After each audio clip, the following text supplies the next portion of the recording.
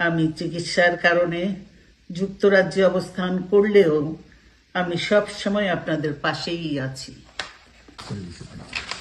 দীর্ঘ 15 বছর গণতন্ত্রের জন্য, আমার মুক্তির জন্য আপনারা যে নিরন্তর সংগ্রাম করেছেন এবং আমাদের অসংখ্য সহকর্মী প্রাণ দিয়েছেন, জুলুম নির্যাতনের শিকার হয়েছেন এবং প্রায় 1.25 লক্ষ মিথ্যা মামলায় জর্জরিত হয়েছে, এখন আদালতের বারান্দায় ন্যায় বিচারের জন্য ঘুরে বেড়াচ্ছেন। আপনাদের এবং ছাত্রদের সমন্বিত আন্দোলনের ফলে ফ্যাসিস্ট শাসকেরা বিদায় নিয়েছে।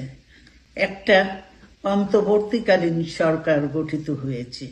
তাদের কাছে জনগণের প্রত্যাশা, রাষ্ট্র মেরামতের ন্যূনতম সংস্কার দ্রুত সম্পন্ন করে গণতান্ত্রিক ব্যবস্থায় ফিরে যাওয়ার জন্য সকলের কাছে গ্রহণযোগ্য একটি নির্বাচন অনুষ্ঠান সম্পন্ন করা।